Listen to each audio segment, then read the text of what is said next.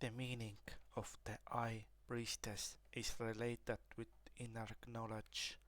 Her appearance in the reading can signify that it is time for you to listen to your intuition rather than prioritizing your intellect and conscious mind. When the Eye Priestess shows up, it can, despite an archetype known as Divine Feminine,